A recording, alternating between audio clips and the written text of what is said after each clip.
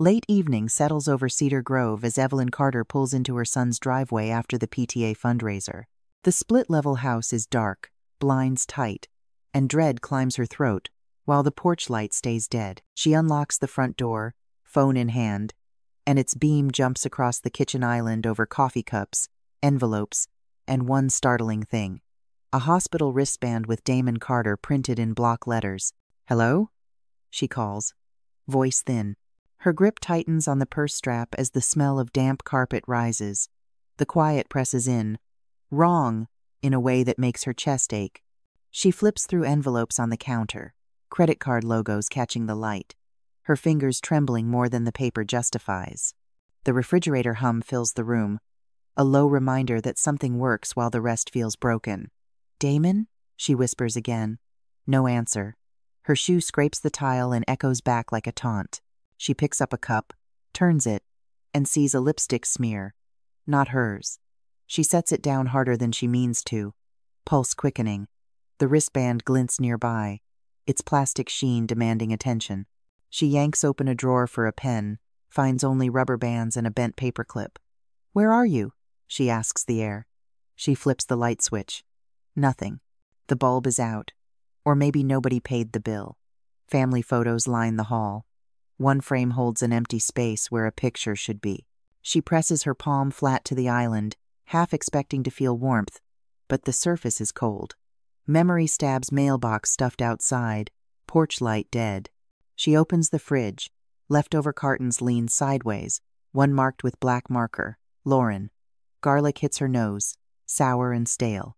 She slams it shut.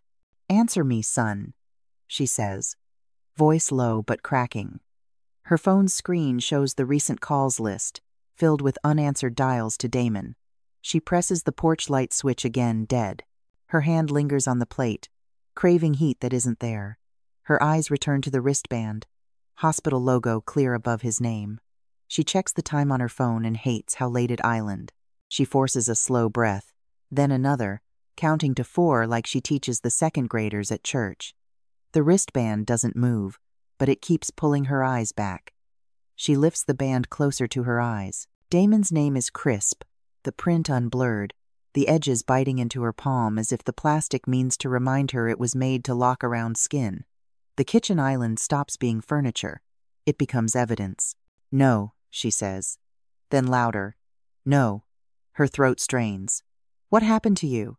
Why would you leave this here? Did you come home alone?"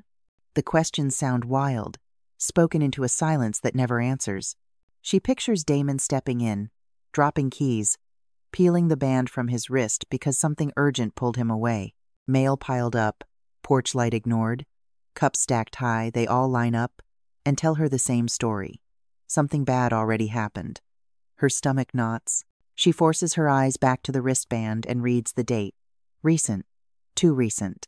"Oh, Damon," she whispers, words scraping like sand. She hears Lauren's clipped tone in memory, and a new heat rises in her chest, anger chasing fear. She opens a cabinet, pulls a glass, and it clinks loud because her hand shakes. She fills it, sips, sets it down crooked. The house stays still. The silence grows into a crowd pressing her shoulders. She presses the band hard against her palm, desperate for the sting. She studies the hospital logo stamped above his name, imagines antiseptic hallways, soft shoes sliding past gurneys, the endless beep of machines. Her eyes burn. "Say something," she begs the room, but it only hums. A brochure flutters at the counter's edge, but she refuses to read it. She feels all the lines of her night point in one direction, County Hospital. The thought lands in her bones like a gavel. Clean, hard, final. She raises the band again, whispers her son's name. Damon Carter. The name steadies her. Her fingers loosen, then clamp down, desperate to hold him inside the syllables. She slaps the band flat against the wood. The ridges bite back, proof that this is real, not dream. "You're not alone," she says to the empty room, and the room stays quiet. She presses the band to her heart for one beat, then lowers it to the island again, as if setting down a promise she intends to keep. She turns the band, reading each letter as if spelling could fix a thing. "Tell me where you are," she pleads, softer than a prayer. Her breath fogs the phone screen. She wipes it with her sleeve and stares at the time.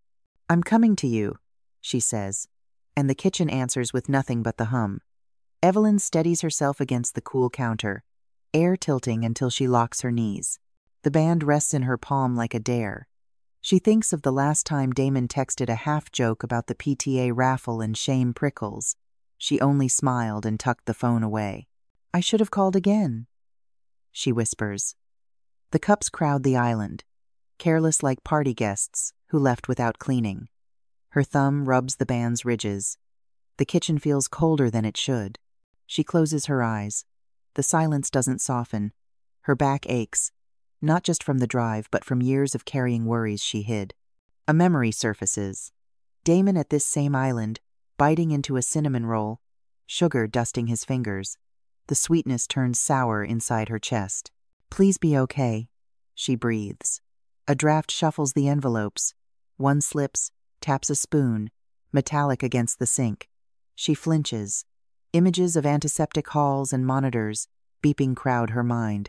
She presses her lips tight until the tremor eases. The island once hosted homework, grocery lists, laughter. Now it holds one truth. Her son's wristband lies in her hand, and it does not belong here. She straightens slowly and tucks a loose hair behind her ear, a small motion to keep from shaking. She circles the kitchen once, checking the back door, the stove, and the slider to the deck, then touches the switch plate again even though she knows it won't work. She stands still until her breathing matches the fridge, hum, and the slow tick inside the water heater, then pockets her phone and wipes the heel of her hand across her eyes. She promises herself she will not break down here, not in this room. She tucks the wristband deep into her pocket and grabs her keys. "Hold on, son. I'm coming." The wristband presses against her palm. The hospital will have answers. Near midnight, the county hospital ICU hums under harsh fluorescent light. Evelyn steps through the sliding doors, stomach pulled tight, fingers clenched around the wristband she found on the kitchen island. "Please," she whispers to no one, as if the building might hand her the truth. At the visitor log, she freezes. Lauren's name isn't there. The absence stings like ice. Cold air from the vents cuts through her blouse as she presses the pen to the page, her hand pausing mid-stroke before forcing shaky letters. The desk nurse glances up, lowering his voice. "Mrs. Carter, I'm sorry," he says. "Your son coded 2 nights ago. Paramedics brought him back. He's critical but stable for now." "Room number?" Evelyn asks, her throat dry.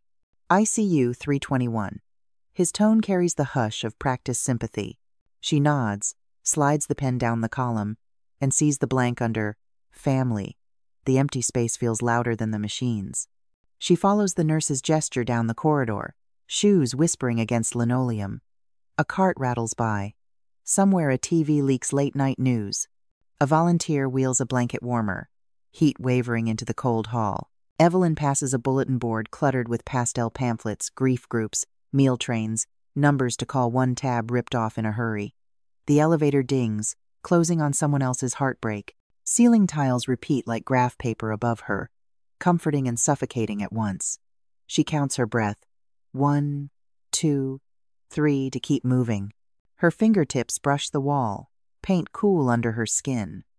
The antiseptic sting clings to every inhale. A janitor's radio murmurs an oldies tune, words too low to catch. She rubs her thumb over the wristband's ridges, plastic biting into her palm. Each beep from half-closed doors reminds her Damon is not alone in fragility, but alone in this moment, abandoned by the one who should be here. The sterile air presses hard against her chest, a constant reminder of what's missing. She reaches the final turn, shoulders tight, the wristband grounding her like a compass needle. The hallway narrows, time stretching, each step rehearsing what she's not ready to see. At Damon's doorway she stops. Machines coil like vines, monitors glowing blue numbers in nervous rhythms. He lies pale and still, lashes faint shadows on his cheeks, tape holding the oxygen line. The wristband in her hand, his scratches her skin. She lifts it to the monitor glow. Damon's name sharp in black letters. Proof.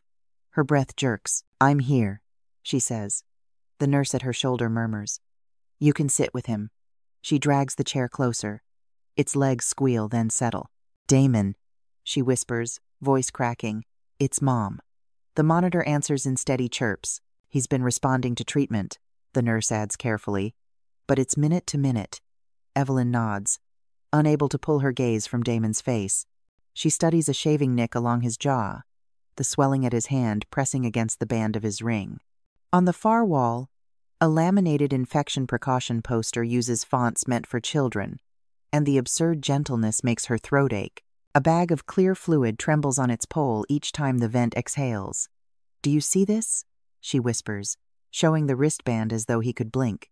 The room shrinks to tape, plastic, the hiss of oxygen, and the shape of his mouth. She leans forward, close enough to feel the push of vented air. It's still me, she says, quiet but insistent. Her own name Mom echoes in memory, a flare that vanishes quick. The fluorescent light clicks once, settling into its buzz. A janitor's mop slides past the door, leaving a thin shine like a road that keeps going. Evelyn smooths the blanket, finds a loose thread, winds it around her finger before letting it fall. Her pulse matches the rhythm of machine beeps. Breath by breath, she leans closer again, unwilling to surrender even an inch of presence. Stay with me, she murmurs, voice a plea that almost breaks. The chair creaks, oxygen hisses, monitors blink. For a suspended minute, the world reduces to her son's still face, the wristband's edge, and the stubborn demand of a mother unwilling to let go. The vinyl seat bites her knees. She counts to 5, then 5 again, trying to slow her racing heart. Oxygen hisses steady, like tide against shore. It should soothe her, but doesn't. She notices a scuff on the baseboard, paint chipped to white plaster, sharp as the edge of her thoughts. Her fingers tremble, smoothing the blanket over Damon's wrist. You should be waking to her voice, she thinks, and the thought cuts. The door hushes closed, nurse's steps fading. Antiseptic burns her nose. The clock ticks, each second hand like a drip. She tries an old principal's trick in 4. Hold. Out 6, but stumbles at 3. Stay with me, she whispers again, softer. I'll keep you safe, Damon. She promises, though the machines remind her she cannot. The words bounce back, small and fragile. She presses her temple to her palm, grounding vision through pressure. In the monitor glass, her reflection is her mother's face holding back tears. She tucks the wristband under her thumb like a marker she refuses to drop. The visitor logs blank flashes in memory, the silence of an absent wife ringing louder than the alarms. Suspicion hardens. If Lauren isn't here, there's a reason, and Evelyn will find it. The thought settles deep. Not comfort, but direction. Evelyn wipes her face with her sleeve and rises, knees stiff, back sore from waiting.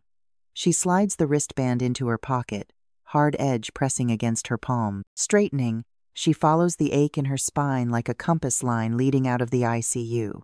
Each step steadies into resolve. I'll find out why, she tells the room. The band rests in her pocket, small and sharp. She carries it back into the night, toward the house where the next truth waits. Morning light slices through the blinds of Damon's split-level kitchen, striping the island in pale bands that make dust float like slow snow. Evelyn sets down her purse, slides off her coat, and steadies her breath. A tight ribbon of worry pulled through her ribs. On the counter, credit card statements, a deed packet tucked inside a glossy Maple Grove brochure, and a wrinkled HOA, fine notice that makes her stomach drop. Everything sits too neat for a house that should be lived in. She spreads the papers like a map, and starts tracing routes with a finger that won't stop shaking. The coffee in the sink smells bitter and old, lids dented with teeth marks.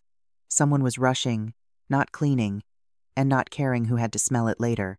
Ink smears on the credit card statements where greasy fingerprints rub the total, as if shame could be wiped away. The HOA notice lists trash cans left out during gatherings, and she hears Lauren's voice in her head laughing, casual, careless, like rules were for other people. Evelyn flips another page. Numbers stack like small cliffs. Fees, transfers, a date that should have been a quiet Sunday. She scrubs a thumb across a column and only pushes the smudge. She mutters, "Of course she did." and keeps sorting, lips pressed thin as receipts curl at the edges and the refrigerator hums its thin, tired note. The Maple Grove brochure smiles up at her with staged sunlight and perfect lawns, promising care and calm, promising to move burdens off family shoulders, promising everything that sounds generous until you ask who pays for the kindness. Her thumb catches a fold hiding the deed packet deeper inside, like a secret pressed into a magazine you're not supposed to notice, the kind you slide out when no one is looking. She lays the brochure flat and smooths it twice, trying to quiet the shake in her hand before she pulls. She flips the HOA notice over and finds a handwritten phone number in the margin, no name, just loops. She writes it onto a sticky note and sticks it to the island like a flag. 2 takeout cup sleeves grind under her palm, cardboard rough against her skin. "Clean up after yourself," she mutters to the empty room, then winces at how small the request sounds next to what the numbers show. She checks bank timestamps against the fine date.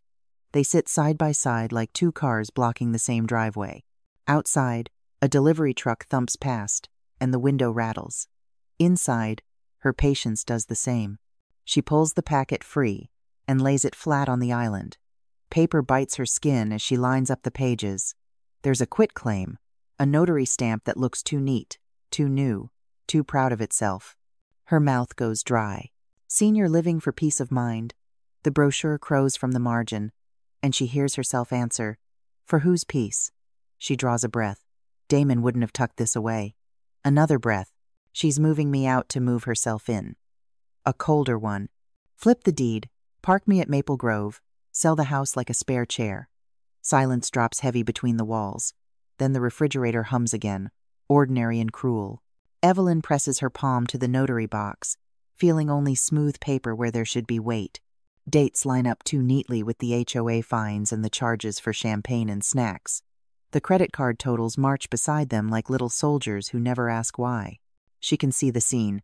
Laughter over clinking glasses, a photo snapped on a phone, a toast to new beginnings, while her son lay under hospital lights that buzzed.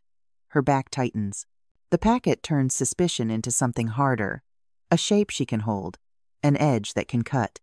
She whispers, "This is deliberate." And the word sits on her tongue like metal, tasting old and sharp. She studies the notarization again, reading the tiny commission line, imagining the pen lifting and landing too carefully. She traces Damon's printed name with the tip of her nail and thinks about the porch light that stayed burned out for days. She hears the neighbor's porch chatter in memory, fizz from a bottle, a quick, nervous laugh that didn't belong. "Look, this is none of your business," Lauren had said last Thanksgiving when Evelyn asked about a bill, and now the words replay like an alibi she shouldn't have accepted. Evelyn lines the pages with the statements until the dates kiss. She says softer, "I'm not crazy," then louder, "I'm not." A car door slams outside. She doesn't move. Inside, the only thing moving is the second hand on the microwave clock, ticking her toward the next step she doesn't want but will take. She sinks onto a stool and stares at the island, the same spot where Damon used to leave grocery lists and dumb cartoons torn from mailers. Pause. She rubs the heel of her hand over her eyes until stars prickle, then forces herself to look again because looking away has never fixed a thing. Opening. A mother hoping for a simple explanation. Rising. The coffee, the fines, the staged smiles that won't blink. Peak. Humiliation. Burning up the back of her throat. Anger waiting at the door. Not closing, not yet. She slows her breathing and touches each prop like stepping stones, so she won't slide. Statements, brochure, deed packet, the pen for questions. "How deep does this go?" she whispers, and hears her voice wobble. Maybe the paperwork is a mistake. Maybe the stamp is real. Maybe Lauren is just messy. But the dates cling. The brochure gleams. The HOA line about unauthorized gatherings rings like a bell. Her chest tightens. She pictures Damon's name on a hospital wristband and the blank space where Lauren's should have sat on the visitor log. Resolve settles.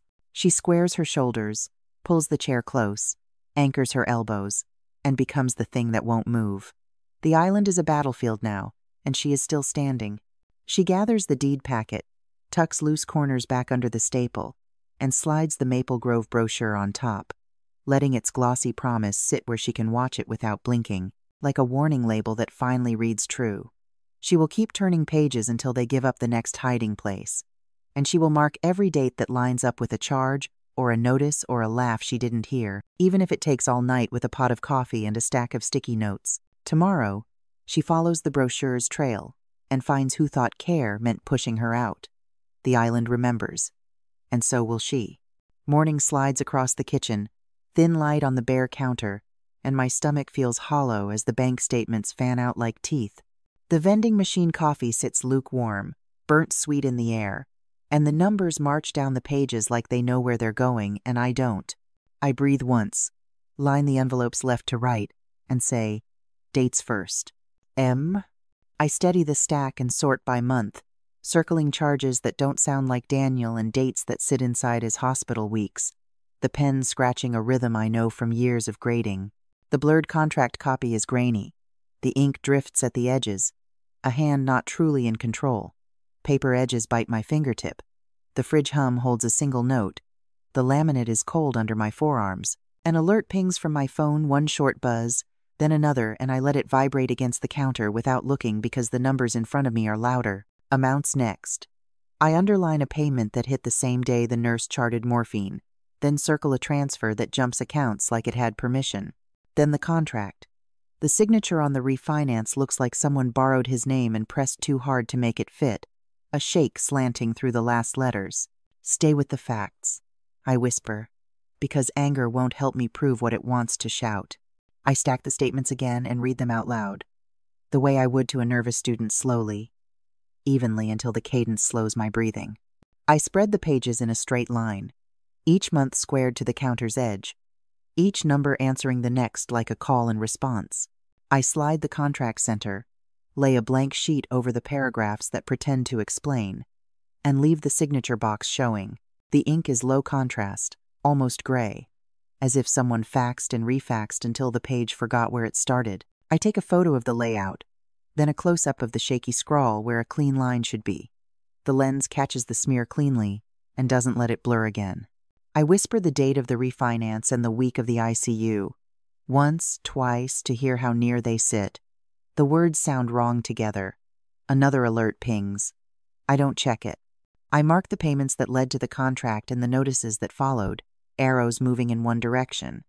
I set the contract in the center and the statements around it until the pattern sits there like a map anyone could follow. Date, amount, time, sedation. Consent?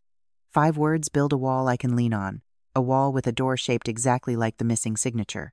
The copy is smeared where the pen should be steady, and the pressure marks bite into the page like someone tried to force a name out of a hand that couldn't give it. I brace my palm and see the wobble ripple through the last curve of Daniel's last name, a tremor I have watched in his hand when the medication dulled the edges of everything. My jaw locks. I feel the old teacher in me counting under breath, tapping the pen 2, 3, 4 until the chaos lines up and the picture stops moving. This is a plan dressed as paperwork. Withdrawals starting small, then larger, then the loan that wraps it all, then the notice on the door telling me to stand back while the house is taken. The dates argue with any story that says he chose this. The bank's neat columns can't hide that the authorization landed inside a week, when he could not hold a pen steady enough to sign his own name. I lay the contract flat and try the trick I used with third graders, learning to read, cover everything noisy, and look at what's left. What's left is a line that doesn't belong to him, a trail of charges he wouldn't have made, and a room that smells like burnt coffee because I kept forgetting to drink. I press my thumb along the staple and feel the tiny bite. The only sharp thing in a pile meant to dull me into giving up. The counter is a stage and the props are cheap office supplies, but the pattern is solid. It lands in my body the way a fact lands when a child finally reads a sentence clean. Something unclenches, and the room moves a little closer to right. I don't drink the coffee. I don't move the contract. I let the pages stay where they can't pretend to be anything else. I close my eyes and count 3 slow breaths. Stay small, I whisper. Anchor the time. My first state was numb, like my hands belonged to someone else leafing through a stranger's bills while the fridge kept its one long note. Then the wobble, what if I'm wrong? What if paper can't carry the truth without a person there to protect it?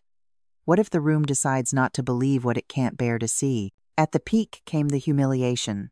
the smear pretending to be a signature, the curve of his name shaking where the body that owned it was pinned under morphine and the ache of being asked anyway. Now the aftertaste. The facts don't need me to shout. They need me to anchor them to time so that even a tired official can follow. I press my palm flat to the counter, feel the cold laminate settle my chest, and picture the projected light catching this exact blur, the whole room leaning in at the same instant. I need access to logs, to timestamps, to the kind of record only a system keeps when people aren't looking. A single mother with a folder can walk into a hearing, but a folder with hours and minutes can halt a gavel mid-fall. I can't do that from this kitchen alone, and I don't have to. The phone buzzes again. I let it rest against the paper until the vibration stops, then lift it and set it down gently, the way you do with something that could jump and run if you hold it too tight. I save the photos of the blurred contract and the lined-up statements, type out a message to Mr. Harris, title clerk. Can we meet by the hospital cafeteria doors today? I have dates to compare to the sedation records and watch my thumb hover before I press send, because this next step moves the evidence from my counter to a place where clocks and screens make people listen. Cafeteria doors bring the smear. Midday clatter filled the hospital corridor, the rattle of tray carts bouncing off the walls in sharp metallic echoes. The fluorescent lights buzzed overhead, their hum steady and indifferent, while shoes squeaked across the waxed floor. I slowed as I reached the cafeteria doors. The air smelled faintly of overbrewed coffee, that burnt sweet note of a vending machine pot left to sit too long. Mr. Harris stood half in shadow by the doorway, shoulders hunched as if he wished the hallway would swallow him whole. He glanced once, sharp and nervous, then slipped a folder into my hands so quickly it almost looked like a handshake. The papers inside were still warm, edges biting against my palm, as if they had only just been printed. My grip tightened. The folder seemed heavier than paper had any right to be. Off the record, he whispered, voice pitched low enough that it was nearly drowned by the squeak of a nurse's shoes. I kept my eyes steady on him. You're certain, Mr. Harris? My throat barely opened around the words, but the question came out clipped, harder than I expected. Harris shifted, Adam's apple jerking as if he'd swallowed a stone. Mrs. Carter, the timestamps line up with the sedation orders, morphine hours, and transfers, Mr. Harris? My fingers brushed the staple, feeling the prick at the edge. Yes. He exhaled through his nose, a short rush that sounded like pain turned into breath. The overlap is exact. The folder edges cut lightly into my palm, a sharp reminder of what I was holding. My teacher's tone came back, automatic and firm. Then it wasn't consent. His throat moved again. He turned a page with a shaking finger, pressing down the corner so it wouldn't curl. Look here. Mrs. Carter authorization, logged while he was under. I leaned in. The line stared back at me, the numbers precise and merciless. Time of transfer. The same hour Daniel had been lying in the ICU, lips cracked, machines hissing. He hadn't been awake enough to hold a pen, let alone sign. Anger didn't burst wild. It narrowed. It locked in, like a lens snapping into focus.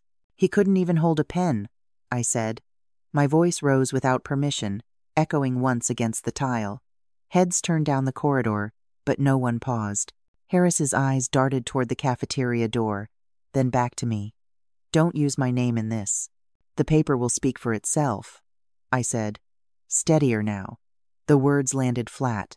Not comfort, just fact. Be careful, Mrs. Carter. His hand brushed mine as he pulled back. The touch wasn't soft, it was a signal, a warning. His shoulders stayed tight, like he was already regretting the risk. I tucked the foreclosure flyer tighter into the folder, pressing it against the log sheets.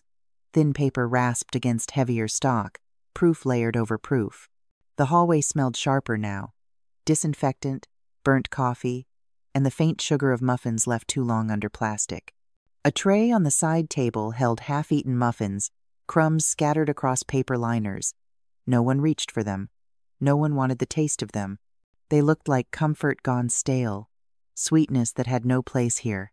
I stepped back, folder against my chest. The vending machine cup I'd set aside earlier had grown stone cold. A ring of condensation stained the counter. I lifted it once, felt the chill, and put it down again. 1, 2, 3, 4, 5. I counted under my breath. The pause steadied me, like a teacher marking time at the blackboard. My eyes blurred, and for a heartbeat, I saw Daniel's face the last time I leaned close, his lips dry, his whisper cracked into a single word. Papers. Harris cleared his throat. Mrs. Carter, these transfers, they don't match any voluntary pattern. Whoever pushed this did it knowing. I nodded, though my chest felt tight.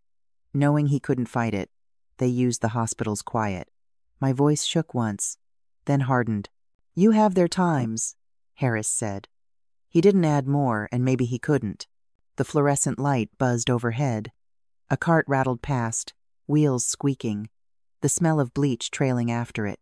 Life in the hospital kept moving, unaware that a theft had been written in its quiet corners. I pressed the folder closed, the edges pinching into my fingers. The flyer inside bent against the logs, its corners sticking up like a warning that refused to lie flat. Proof upon proof. Anger rose again, but not like fire, more like iron cooling into shape. Whoever had signed those transfers had done it while Daniel lay silent, lungs filling with morphine mist. They had written theft over his silence and called it paperwork. I looked back down the corridor. Nurses moved in and out, trays rolling, conversations hushed. None of them knew that in my hands was the sound of Daniel's voice, translated into numbers and dates. The muffin tray sat forgotten, the plastic dome fogging from the heat of the lights. Crumbs clung to the paper liners. It reminded me of untouched comfort food at wakes, something people offer because they don't know what else to do. I turned the pages again. Date, time, transfer. Every line spoke. It was Daniel speaking, when his own voice had been stolen. I drew a slow breath, pressing the papers flat with the heel of my hand. They used the hospital's quiet. I repeated, firmer this time, letting the words root in me. Beside me, Harris gave a short nod. But now you have their times, Mrs. Carter. His tone was resigned, not hopeful, but it gave me what I needed. I straightened. The folder felt less like paper and more like custody. These pages would carry what Daniel couldn't. The cold cup on the ledge left a wet circle where it had Saturday. I touched it, then left it behind. My pulse steadied, sharp as chalk on a board. Back home, I would search deeper. Daniel hadn't left me. Only one word. He had left me a map. Somewhere in those boxes was his journal. Somewhere, the small brass key. Evidence public, memory private. I would find both. It was late evening in Damon's split-level living room, the lamp buzzing faintly above the laptop.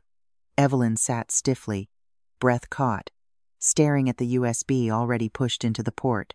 The loading bar crept forward, every pixel a countdown to words she both feared and needed to hear. A faint fridge hum filled the silence. She whispered, "Okay, here we go," as the static crackle broke the air, and her son's voice spilled back into the room. "Mom, if you're hearing this." Damon's recorded voice carried a tremor that made Evelyn's shoulders lock. She pressed a hand to her mouth as the words unfurled. "She moved money without me. Oh, Damon." Evelyn's reply was no more than breath, her chest tightening. "There's a quitclaim, don't sign anything." Her eyes darted to the deed packet lying open on the table. The paper edges dug into her fingers when she tried to shuffle the pages. "They want you at Maple Grove." The glossy brochure slid partly off the table. Its smooth cover caught the lamplight, showing the smiling seniors posed in their staged garden. Evelyn nudged it back with a sharp tap, jaw clenched. The lamp hummed as Damon's voice continued. She felt every pause between his sentences as if the recording waited for her reaction. A tear pricked at the corner of her eye, threatening to break free. "You know, Lauren," Damon said flatly. She made it sound like protection. It wasn't. Evelyn drew a long breath. The living room, once cozy, now seemed like an interrogation room where the only witness was her son's ghost of a voice. She leaned closer, fingers brushing the space bar, afraid of what would come next and yet unable to stop. The cursor spun briefly, a loading stutter that made her heart skip. She whispered, No, that can't be." The recording resumed. I tried to push back, but she had documents ready. I didn't sign. Her grip on the edge of the deed packet tightened until her knuckles paled. "They don't want you here, Mom. They want control." The Maple Grove flyer slipped again, a silent reminder of the plan to shuffle her out of her home. Evelyn steadied it firmly this time, eyes burning. She whispered again, as though Damon might hear, "I should have known." The fridge clicked louder, making her flinch, a small sound magnified by the emptiness of the room. "If this plays, she's already tried to take everything."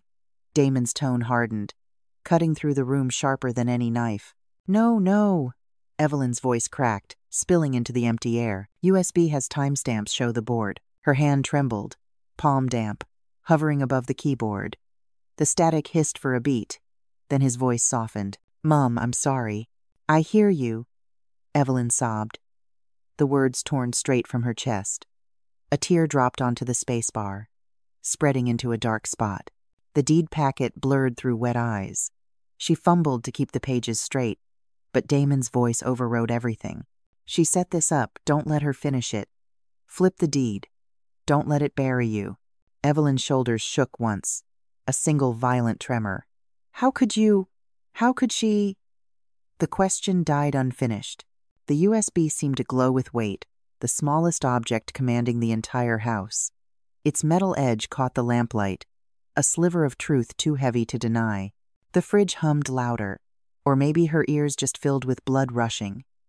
Every everyday noise of the house now felt weaponized against her composure. She gripped the Maple Grove brochure, crushed its glossy corner, then flung it back onto the table. Damon's words cut on. "Take this recording to someone who can act. You can't fight her alone." Her breath shattered into sobs. She pressed a hand to her heart as if to keep it steady. "I hear you," she repeated, firmer this time, though her cheeks were wet and her body folded over the table. The lamp buzzed overhead. The living room closed in tighter, as if the walls themselves leaned forward to hear the voice commanding from the laptop. Evelyn bent forward, forehead nearly touching the keys, the USB still glowing in the port. She whispered, "I'll do it, Damon. I'll do it." The words were swallowed by static, but she spoke them anyway. Her body sagged with exhaustion, yet something inside her spine straightened. The sound of his apology looped in her head, replaying louder than her sobs. For a moment she thought she could almost smell the musty paper from the deed packet, sharp and dry, as if the documents themselves exhaled betrayal into the room. She closed her eyes and clutched the edge of the table, willing herself not to collapse completely. The video froze on Damon's still face, eyes catching in poor lighting. Evelyn sat motionless, chest heaving, until the cursor spun and the screen dimmed. Her hand lingered above the keys, unwilling to hit stop, unwilling to let go. Her thoughts rattled like broken glass. Dread had guided her hand when she pressed play, but now it had shifted. The grief was still there, raw, slicing, but something colder threaded through it. "Flip the deed," she whispered, repeating the phrase Damon had used. The words burned her throat. She pulled the deed packet closer, eyes scanning lines she had seen before, but now each signature box glared at her differently. Her thumb traced the empty line. The paper no longer felt like paper. It felt like a trap laid open. Her tears slowed, shoulders square. She steadied the trembling in her hands. "You won't win, Lauren," she said quietly into the room, voice low but carrying. The USB clicked faintly as the fan inside the laptop wound down. The sound marked a shift inside Evelyn. Grief had broken her body down. Now resolve began to rebuild it. She leaned back in her chair, drawing in one clean, steady breath. She let her gaze fall on the lamp glow, the everyday corner that now held the evidence of betrayal. The house was still the same, but she no longer felt the same within it. Evelyn pulled the USB from the port, wiping it carefully on her sleeve. She set it down on the kitchen island, the wood grain cool beneath her palm. Her eyes stayed on it, as if the little device was the loudest voice in the house. The fridge hummed behind her, steady and ordinary, but it only underlined how extraordinary this tiny object had become. Tomorrow, she would bring this to someone who can help. She would not face Lauren's scheme alone. Segment 7: Preparation. Sunday light streamed through the stained glass windows of the church, coloring Evelyn's hands as she clutched the handwritten letter. The smell of brewed coffee lingered near the foyer, steady and familiar. Her pulse still carried grief, but her grip on the letter felt like a thread of resolve. A friend leaned close, whispering, "He told me everything." Evelyn breathed back. "Then we'll steady you." She tucked the letter into her purse, its warmth pressed against her palm. The weight of it made her stand straighter. The title clerk's office buzzed with fluorescent lights, the steady hum broken by the faint click of a copier spitting out pages in the back. Evelyn spread the deed packet and the letter across the scuffed counter, the paper edges rough beneath her fingertips. The USB shifted in her bag when her elbow brushed it, reminding her of what she carried. The clerk adjusted his glasses. "Lay everything out." She pushed the documents toward him, smoothing the top sheet twice before letting go. This was tucked inside a Maple Grove brochure. He scanned the page, pen tapping a slow rhythm. Notary seal? Already odd. Evelyn's throat tightened. "So it isn't valid, Mr. Harris?" Her words caught on the last syllable. He flipped through the stack, corners scraping against each other like cards being shuffled. Evelyn's chest rose unevenly, each breath following the beat of his pen. The cropped photographs she had found at the house came back to her, the white gaps where Damon had been cut away. She swallowed hard. The forged lines looked the same. Pieces missing, a family trimmed down. The clerk frowned, circling a line. "What happens if it's invalid?" she asked, voice low. "It means the transfer can't be enforced legally," he said evenly. "The board won't recognize it." Her hand trembled once, then steadied as she placed the letter beside the deeds. The ink smudge on the corner blurred in the fluorescent light, almost like Damon's handwriting bleeding through. She drew in a breath and held it. The humming above seemed louder, pressing down, but the memory of morning light through stained glass clung to her. She straightened her back and kept watching the clerk's pen. "Mrs. Carter, this notarization doesn't match." The clerk's voice was steady, but the words landed like a gavel. "I'm marking it fraudulent, Mrs. Carter." His pen carved a dark slash across the margin, the ink biting into the page. Evelyn's grip on the counter turned white-knuckled. Her exhale burst out louder than she meant, rattling in the too-quiet office. "So I can bring this to the board?" she asked, nearly breathless. "Yes, bring the packet and the recording." His eyes flicked to the USB when her purse shifted. Her pulse jumped. She touched the bag reflexively, the hard plastic pressing against the fabric like proof waiting its turn. "Thank you," she said, voice steadier than she felt. The fluorescent lights hummed overhead, sharp and unrelenting. Papers rustled louder under his hands, each turn a crack in the silence. The Maple Grove flyer she had found, replayed in her mind, cheerful fonts hiding betrayal. The forged notary stamp glared up at her now, bruised purple on the page. The clerk spoke again, firmer this time. "These discrepancies mean fraud. Any board would see that." Evelyn leaned in, heartbeat echoing in her ears. "And the HOA has to accept this? They won't have a choice." He tapped the signature line with his pen. "The law is on your side here."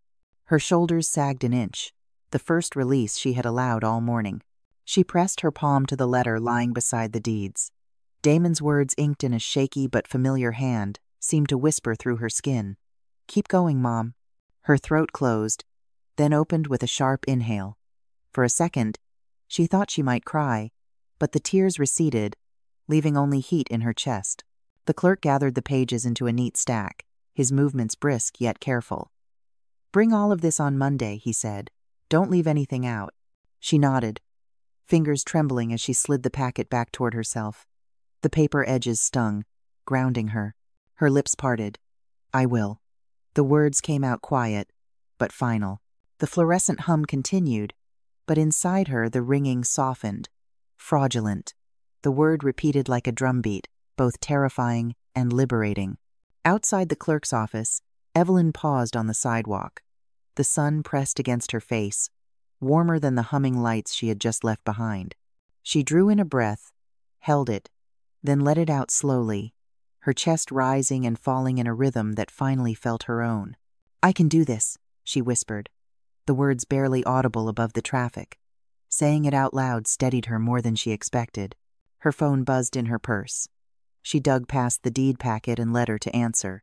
"Evelyn, we'll be there Monday," her friend's calm voice promised. "The clubhouse won't know what hit them." Evelyn smiled faintly, closing her eyes. "Yes," she said, pressing the phone close. "Monday. I'll bring everything. You won't be alone, Evelyn." She slipped the phone away, fingers brushing the letter's folded edge. The ink smudge caught the sunlight, glowing like a small flame. Instead of fear, she felt a quiet pride. The purse strap dug into her shoulder as she adjusted it. Oddly, the weight no longer seemed a burden, but a sign she carried something worth defending. She imagined herself standing at the HOA table, documents spread wide, voice steady. Not yet, but she could see it, and the vision calmed her heart. She lingered outside the building, watching two residents shuffle past with manila envelopes tucked under their arms. Their voices carried faintly something about board notices and fines, reminders of the small world that had almost swallowed her whole. Evelyn adjusted her purse strap, gripping it tighter, feeling the hard corners of the deed packet and the soft fold of the letter inside. The silence stretched, broken only by a distant car horn.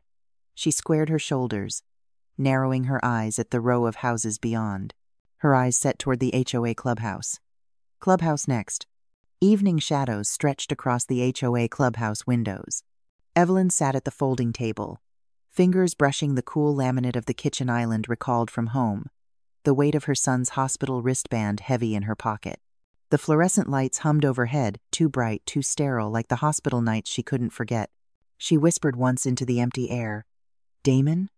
The silence pressed back, broken only by the smell of stale coffee cups lining the side counter, bitter and old. Neighbors shuffled in, their voices a mix of greetings and whispers, the scrape of chairs loud against the tiled floor. A casserole dish from Mrs. Holt appeared on the snack table, steam curling upward, carrying the gossip along with it. The smell was heavy, cheese and garlic clinging to the air. Evelyn's eyes fell on the HOA fine notice tucked among the handouts, the crinkled paper accusing her with printed lines. Asterisk unauthorized gathering. Asterisk. Her jaw tightened. Her purse strap cut into her shoulder as she gripped it harder. A nurse she recognized from the ICU stepped in from the doorway, voice lowered to a whisper as if the hospital still clung to her. "He coded 2 nights ago." The words stung again, though Evelyn had lived them already. She steadied herself, counting 3 breaths in, 3 out. "No Lauren on the log?" The nurse shook her head, almost apologetic. Evelyn's whisper was sharp. "Of course you did, Lauren." A neighbor leaned closer, eyes darting around before he spoke. "Mrs. Carter, I thought you should know things have been said." His tone carried pity, but also fear. Evelyn pressed her palm flat on the table, the laminate cold and smooth, anchoring her body as much as her mind. The manila envelope on the front table caught her eye. The Maple Grove brochure sat clipped neatly on top, too polished, hiding betrayal under glossy ink. She touched its corner, and the paper bit back, a paper-cut sting she didn't acknowledge out loud. Voices grew louder. Chairs filled. The fridge hummed in the kitchenette, a steady bass under the fluorescent buzz above. Evelyn glanced at Lauren across the aisle. Perfect nails tapped against a folder, the rhythm deliberate, a power play. Lauren refused to meet her eyes. Evelyn's knuckles whitened around the deed packet. The board president cleared his throat, tied too tight, glasses slipping. The murmurs dropped, air holding its breath. Evelyn sat straighter. The USB in her purse felt heavier than its size should allow, pulling her toward the moment she knew was inevitable. The board president adjusted his tie again. "Mrs. Carter, you asked for time." Evelyn rose, steady though her heart pounded against her ribs. She set the deed packet down with a sharp times thud, times that echoed across the room. "This is what they planned for me." Gasps rippled through the rows. A pen clattered to the floor. Lauren leaned forward, jaw tense, lips thin with fury. Evelyn's fingers wrapped around the USB, the plastic cold and ridged. She placed it on the table, slid it toward the laptop. The speakers hissed. Then Damon's voice broke through, rough with static. "Mom, if you're hearing this..." The room stilled. Even the hum of the light seemed louder, every buzz carrying the weight of memory. Evelyn closed her eyes for half a second, letting the sound of her son's voice hold her. When she opened them, her gaze was steady. "Board president, play it please." The recording ran. Damon explaining signatures, dates, the the gaps that proved intent, words that no one could dismiss, the paper trail, the notarization errors, all laid out in his voice.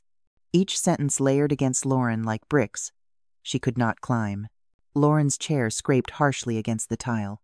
"Look, this is none of your business." Her voice rose, but it cracked under the weight of silence pressing back. Evelyn's palm flattened on the packet. Her reply was measured, cut clean. "The notarization doesn't match." Whispers erupted. A neighbor coughed. Others leaned in. A pen tapped nervously at the back row. Click, click, click. Lauren's nails drummed faster, betraying her calm facade. The board president leaned forward, glasses low, eyes narrowing. "We will vote now." Lauren's cheeks flushed, crimson spreading. She opened her mouth, shut it again. Her power drained in front of everyone. Evelyn steadied herself with the memory of Damon's wristband, edges pressing into her palm from her pocket. This was the battlefield. Tonight, she had brought the truth to light, and the room could no longer look away. The gavel struck wood, sharp and final. The vote was done. Evelyn lowered herself into the chair, body trembling though she tried to still it. Her eyes blurred, but she refused to let the tears spill here. She thought of Damon's smile in the hospital, the soft beep of machines, the antiseptic sting, and the sound of his voice frozen forever on that USB. Her breath caught, uneven. She whispered, almost a confession. "It's safe now." Her church friend, seated close, reached for her hand, voice steady. "Evelyn, he always cared about the kids here." The words softened her chest, though grief still clawed at her. She nodded, gripping the hand, holding on to human warmth in this cold room.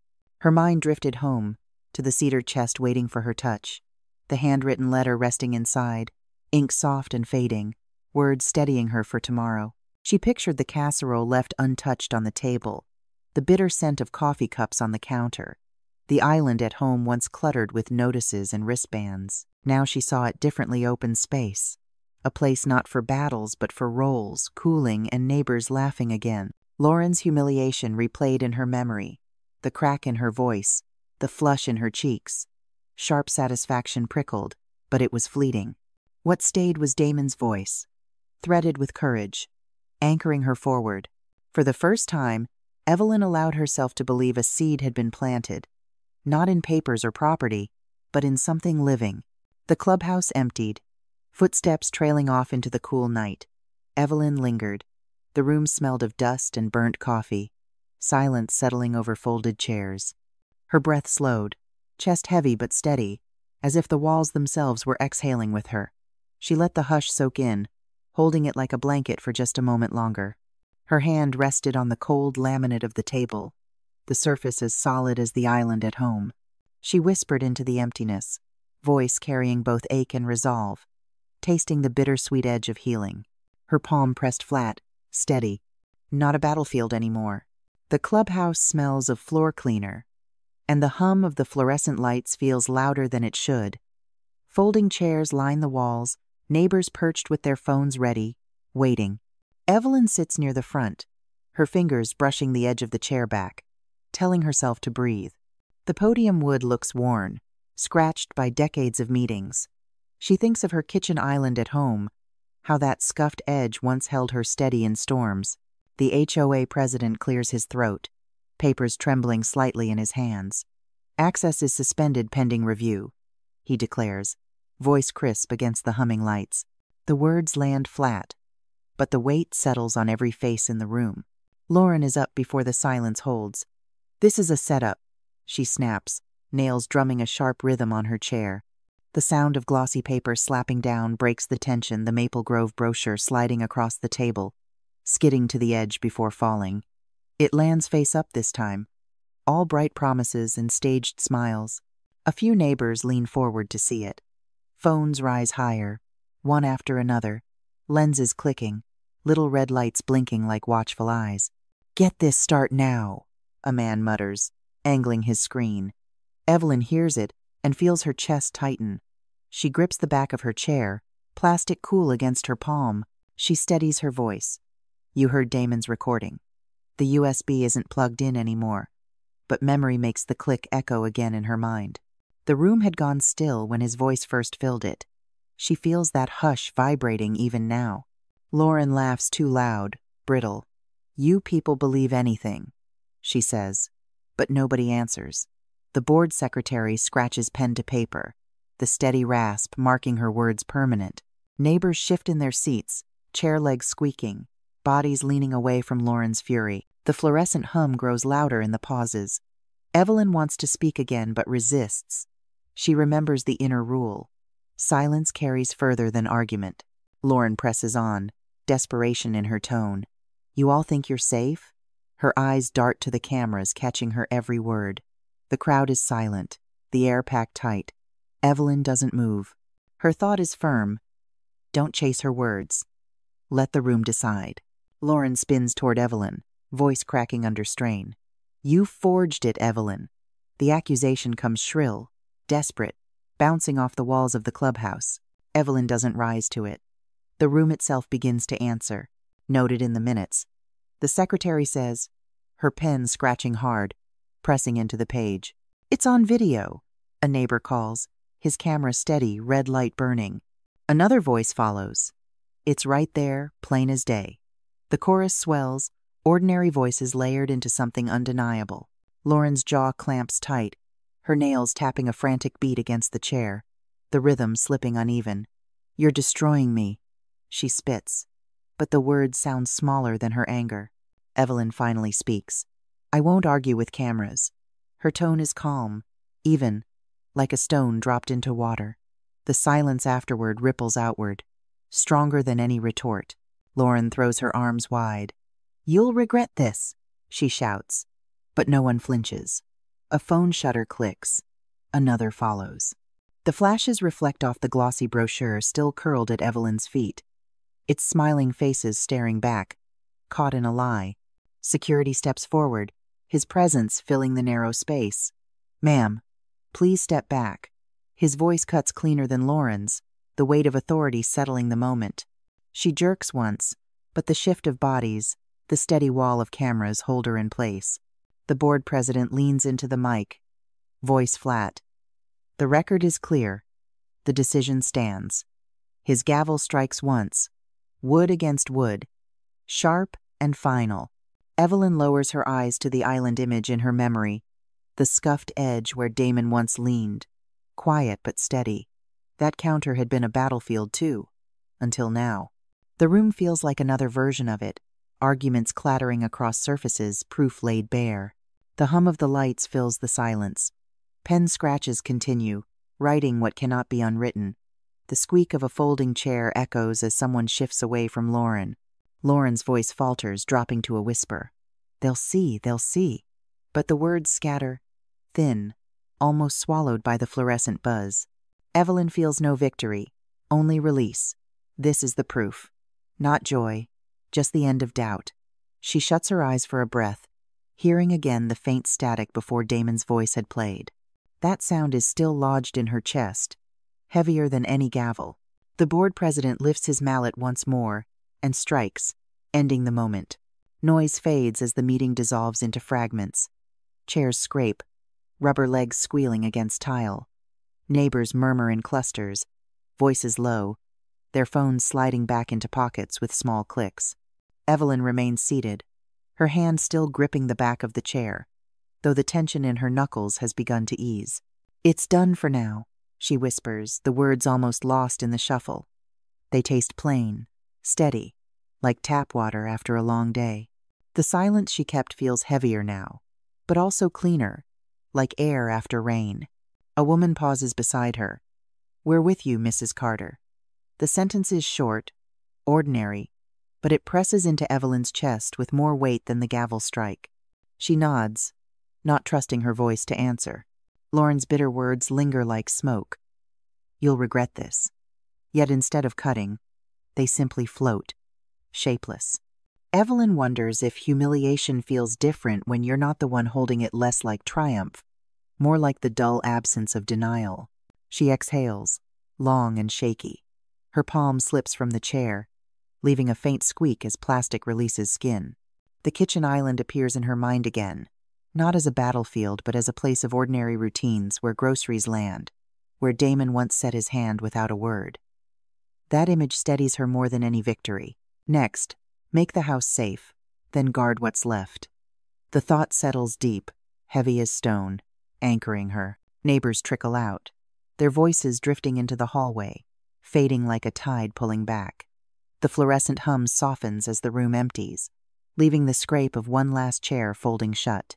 Evelyn stays seated, letting the quiet expand until it feels almost like her own.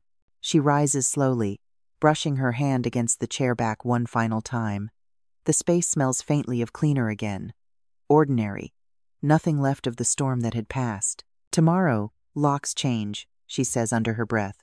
The words are simple, practical. She sees her kitchen island in her mind. Not a battlefield anymore. Hard stop.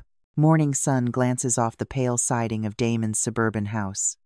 A locksmith van idles at the curb, engine humming, the sound both ordinary and protective. Evelyn steadies her breath, grief folded tight but determination sharper.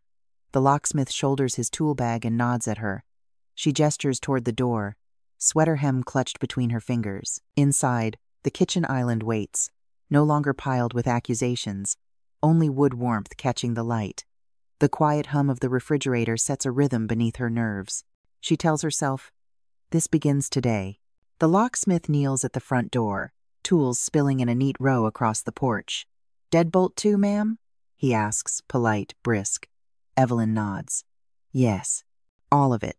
The whir of the drill fills the hallway, echoing into rooms that had once felt stolen. She presses her palm against the wall, grounding herself as the vibration carries through the studs. Metal shavings scatter onto the welcome mat, sharp glints against the morning light. She hovers nearby, sweater hem twisted in her hands, eyes fixed on the small cylinder sliding free. The locksmith pauses, wipes the edge clean. "Might hum a bit." "Sorry for the noise." Evelyn shakes her head, voice low. "It's fine." He glances at her face, sees something steady there, and continues. The kitchen island draws her glance again. Damon's letter rests on its wood grain, folded, corners softened from handling. The hospital wristband lies beside it, ridged plastic catching the light. She sets them together, aligning edges as if neatness alone might protect them. The smell of oil from the locksmith's drill drifts into the room, mixing oddly with the faint cedar scent she imagines from the chest waiting nearby. "Won't take long," he says, tugging gently at the knob. She nods, barely hearing, because her heartbeat is counting each turn of the screwdriver. Sunlight angles through the entry window, flashing on the brass parts in his hand. The drill screeches louder for a moment, then bites through. She flinches before steadying her breath. "Almost there," he mutters, wiping sweat from his brow. Evelyn answers, "Take your time." The words surprise her, patient, not desperate. The sound of the drill rises, then cuts, leaving a brief ringing silence. She inhales, steady, as if breathing in a new beginning. "New keys," the locksmith announces, holding out the ring. "Test this one." Evelyn takes it, the cool metal pressing into her palm. She slides it into the new cylinder, turns. The bolt moves smooth, no scrape, no resistance. "It turns clean," she says, voice steady for the first time all morning. "You're set." She nods, though her focus has shifted. She gathers the wristband and the letter from the island. Fingers trembling, she crosses the living room to the cedar chest tucked against the wall. The lid lifts with a soft sigh, cedar breath drifting up. She hesitates, thumb rubbing the ridged plastic one last time before laying the wristband inside. The paper comes next. Damon's handwriting a tether she cannot speak aloud. She places the folded letter against the plastic, edges aligned, as if reuniting them. Her whisper barely rises above the quiet. "Stay together." The locksmith clears his throat, softer now, sensing the weight of her ritual. "Anything else, Mrs. Carter?" Evelyn shakes her head, eyes on the chest. "No, thank you." He collects his tools, metal clicks and soft rattles filling the silence. A tray of bits slides shut with a final snap. She keeps her hand resting on the cedar lid, palm flat, holding the weight of memory. The new keys dangle from her other hand, heavy, undeniable. She breathes in deep, air sharp with cedar and faint oil. Her shoulders drop, trembling easing out. "It's different," she murmurs, almost to herself. The locksmith pauses at the threshold. "Glad it works right for you," he offers, gentle. She nods without looking up. The fridge hums. A bird calls outside. Even the ordinary sounds seem changed, less hostile, more like anchors. She draws in a long breath and lets it go slow, shoulders dropping further. The chest closes under her palm, lid settling into place. She presses it once, firm, sealing her claim. For a long beat, the room holds steady. Wood warmth from the island, faint tang of metal in the air, the hush of morning. The house feels different, less a battleground, more a vessel. Each lock turned, each tool packed away, reasserts her boundary. Her grief remains, but anchored now, framed by objects she chose to keep. Silence deepens once the locksmith leaves, broken only by the steady hum of the fridge.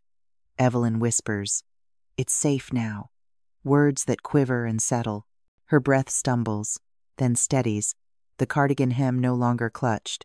She looks around, the island no longer a stage for arguments, the hallway no longer a path for hostile footsteps. Instead, the house breathes with her, walls firm under her hand. Her inner voice drifts. Damon is gone, but not erased. His letter, his wristband, are here, preserved in cedar. She walks the hallway slowly, fingertips brushing paint that once felt cold. Each touch confirms the walls belong to her again. A memory of Lauren's voice flickers, sharp, dismissive, but it fades under the steady jingle of new keys.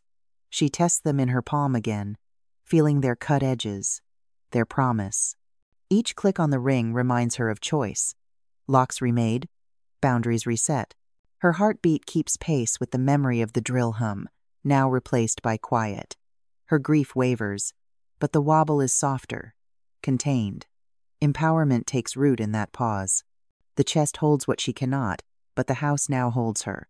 For the first time in weeks, she allows her shoulders to lower, no longer braced for intrusion. And the air itself feels lighter, carrying a hint of spring through the open window. She slips the new keys into her pocket, weight-tugging fabric, grounding her. At the island, she places a hand flat against the wood, echoing its earlier battles, now reclaimed. She lingers, letting the surface press back against her palm, proof that the house stands with her, not against her. The fridge hum fills the silence, steady as breath. A sparrow chirps from the eaves, its small call threading through the quiet, as if echoing her resolve. The keys clink softly when she shifts. The wristband and letter rest safe in cedar. Next, his scholarship. Sunday afternoon light slanted through tall windows of the church fellowship hall, striping the tables with gold. Folding chairs scraped as volunteers set up in the background, their muffled chatter mixing with a hymn drifting from the sanctuary. On the table before Evelyn lay neat stacks of forms. The air smelled of coffee and old hymnals, a blend both sharp and comforting, and she traced Damon's handwriting on the packet's cover page. Sadness pressed against her ribs, yet her shoulders squared with a quiet resolve. She touched the edge of the paper, felt its warmth from the sun, and lifted a takeout cup, the lid clicking softly. Her friend leaned close and asked, "Evelyn, you ready to put his name on this?" Evelyn answered quietly, "I am." Her church friend slid into the chair beside her, setting down a pencil and notepad. Together they outlined the scholarship Damon had once described, a program meant to give local kids a shot he'd never had. The friend's tone was brisk, practical, but her hand rested gently on Evelyn's arm before she turned back to the papers. Evelyn's pen hovered, her fingers tense, then relaxed enough to scratch a line across the margin. Each stroke carried weight, sorrow reshaped into something she could hold. The friend said, "Evelyn, he always cared about the kids here." Evelyn replied, "Then this helps them and him." A chord from the choir swelled bright enough to fill the hall, then faded, leaving Evelyn's breath louder than she expected. She drew in air, held it, then let it escape in a thin stream. Her friend murmured, "One step at a time, Evelyn." Evelyn repeated softly, "One step." the wood edge pressed against her palm, the coffee still steaming faintly beside her, its scent lingering though the cup was cooling. She brushed her thumb over Damon's handwriting, remembering how he signed letters in a rush, half legible, smudged where the ink bled. The plan was no longer abstract. It took shape under her hand, each mark a stitch keeping him present. When the signature page was laid flat, the hall seemed to hush. Even the choir had fallen silent, leaving only the shuffle of paper. Evelyn's pen trembled above the line, then steadied. The scratch of ink filled the air, sharp and loud. She whispered, "For Damon." Her friend leaned closer and said, "Go on, Evelyn." The line rose beneath her hand, slow and deliberate. Evelyn's breath caught, then broke as the final letters curled. She said, "Legacy, not loss." Her friend nodded, lips pressed into a thin smile that carried grief as much as approval. "Sign when you're ready," she told her. Evelyn answered, "I'm ready." The final flourish landed. The paper rasped as she lifted the pen, the mark still wet and glistening. She counted silently, 1, 2, 3, before the ink settled. The ridges of the barrel remained pressed into her fingers, but her shoulders dropped. The packet no longer looked like paperwork. It was a vow, a plan carrying Damon's name. She pressed her palm to the page, heat rising from the friction of her hand. A tear blurred her vision. She blinked it clear. Another slipped, falling on the table, quickly brushed away. Her friend stacked the forms neatly, but Evelyn kept one hand on Damon's letter, folded at the side. Its paper held a different warmth, softer, as if it contained the echo of his touch. The hall smelled of ink, coffee, and faint wood polish. No speeches followed, no applause, only the scratch of pen and the weight of his presence. For one suspended moment, grief and pride met side by side, impossible to separate. Evelyn leaned back, breathing out through parted lips. Her friend gathered the signed pages, careful not to smudge the ink. Evelyn's fingers followed the slant of Damon's rushed handwriting. She heard him, clear in memory, whispering, "Mom, thank you." She whispered back, "I hear you." Her friend reached across the table, nodding gently as she said, "You did right." Evelyn, the weight in her chest loosened, tension spilling away. Evelyn slid the folder closed, holding it a moment before resting it back on the table. The coffee had gone cold. She sipped anyway, its bitterness grounding her. Around her, hymnals stacked in a corner gave off the faint perfume of dust and age. The choir began again beyond the wall, their slow hymn wrapping the silence without breaking it. She closed her eyes and pictured the faces of children she had once taught, their bright, eager look of possibility. She imagined their names on future forms, scholarships carrying them forward. Grief thinned, reshaped into purpose. For the first time in weeks, her chest opened with something close to hope. She tucked Damon's letter back into the folder and rested her palm on the cover. The choir's voices rose faintly again, but she hardly noticed. She glanced at her friend, then at the empty space where the coffee cup had stood, a ring of condensation still on the wood. "Next weekend, my kitchen's open," she said. In her mind, she saw cinnamon rolls cooling on the counter, sweet spice drifting through the house. The island would no longer be a battlefield but a table for warmth. Damon's name was signed, his presence secure in paper and memory. The legacy had begun. This afternoon, the kitchen holds steady light. The island sits in the middle like a dock at low tide, quiet water all around. My chest is sore but not sharp, and the first sweet breath from the oven says I'm allowed to stand here. Flour dust floats where the sun hits. I rest my palm on the warm wood and count a slow beat. From the living room, low voices slide in and out, kind and careful, the way people talk when they don't want to step on a bruise. The timer blinks. I crack the oven door and the heat brushes my forearms. Cinnamon and sugar roll out in a soft wave. I turn the tray and feel something give inside my shoulders, like a knot easing. Paper cups rustle on the counter behind me, the soft thud of a stack set down. "Smells amazing in here," a neighbor says from the doorway. "Give me a sec, almost ready." I answer, hand still on the island, steady as a metronome. Church friend steps in with a cardboard sleeve hugged to her chest. "We brought more cups, Evelyn." Another volunteer follows with plates.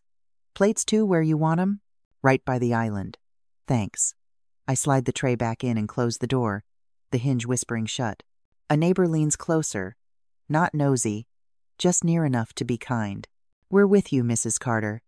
The honorific lands gentle, but it still marks the room. I hear the power of it, the way it lets me be the one to say where things go. On the counter, I line up the plates so the glaze won't drip over the edges. Sunlight skims the surface, catches the sugar like small mirrors. The island is solid beneath my fingers, the same wood that once felt like a barricade. People murmur about the video, about how the truth shook loose and finally stood in daylight, about how the papers that tried to twist our name couldn't hold when everyone looked. I nod when I need to, but mostly I watch the dough through the glass and listen to the room grow warmer, one breath at a time. Coffee? Someone asks, and the room answers itself. Bitter steam lifts from opened lids. It threads with the sweetness, and the mix smells like mornings when we were tired but good. The timer chirps again. I pull the tray free, and the whole kitchen exhales. The glaze crackles when the air hits it. A paper-thin music. I set the tray on the island, center stage, and the island receives it, not a barricade now, just a table again. Heat rises up my wrists. People step closer, cups nudging, plates ready. Okay, come eat while they're warm, I say, using tongs to shift the first roll to a plate. The spiral sits there like a little storm that decided to end kind. To Damon's legacy, church friend says. Not loud, but enough. To Damon. The volunteers murmur together, the word passing from mouth to mouth like a small candle that doesn't go out. You turned it around, a neighbor says, eyes wet and proud in the same breath. Not alone. Thank you. The tongs tap the plate, a tiny bell. We saw the truth. We showed up, church friend adds, and I look up long enough to meet her eyes so she knows I heard her. For a blink, the old humiliation flashes the clubhouse, the cold stares, the way a lie can tighten around your throat. It just skims the surface this time and slides off. The room here smells like sugar and coffee, not disinfectant and paper. Still, when I reach for another roll, I feel the ghost of a hospital wristband pinch my wrist, a remembered bite of plastic, and I press the place with my thumb until the memory loosens. Plates move down the line. Cups thump softly. Lids tesk open and shut. Someone laughs quick, surprised at how easy that sound is now. Heat fogs the island's sheen and clears again. I keep serving. Steady. Because steady is the thing I can give. Damon would have teased me for portion policing. I can almost hear him saying to quit cutting the big ones in half. So I don't. I let the spirals be whole, the way names should be. There's a shuffle of shoes as more neighbors drift in, all of them careful not to jostle the island, like it might bruise. I lift another roll and breathe the cinnamon slow. The glaze flashes once under the sun, and I know this is the high point. Not because it's loud, but because the hurt isn't steering anymore. I'm handing out the steering wheel, piece by piece, and everyone takes a turn holding it warm. The room settles into that low hum kitchens find when the first rush is past. I wipe the tongs, then leave them there, and let my hand rest flat on the wood. The grain is warm from the tray. I can track the last year in the tiny dents here. A mark from a dropped mug. There a line from a bent paperclip that once held the wrong story together. I keep thinking of that wristband, I say, not to anyone in particular. The plastic itch of it rises clear, the way it made me small, the way hospitals make you into a number unless someone keeps saying your name. And now, it's just the island again, church friend says, soft but sure. I breathe in the sweetness and feel it swap places with a taste I didn't notice. I was still holding metal, paper, worry. Somewhere in another room, a printer once spat pages that tried to move our house out from under us. I see the manila edges, the way they rasped my fingers when I pushed them back across a desk. That scrape lives in my hands. But this wood lives here too, under all of it, steady and familiar as a heartbeat on a quiet night. Doubt still flickers, can kindness last? Will the next call be another test? The flicker doesn't vanish. It just gets smaller in the corner, like a TV left on mute while everyone eats at the table. My shoulders drop a notch. Someone asks if we need more cups, and I hear myself say we're fine, like I believe it, like the word fine has a floor under it. I straighten the stack of plates. The glaze on the empty spots glints, small and stubborn. The island takes the weight of my palm and gives back heat. I let that be an answer. People begin to drift, carrying the sweetness with them. The air feels warmer than when the afternoon began, a lived-in warmth that stays after company leaves. I gather napkins and tuck them close, listening to the room breathe.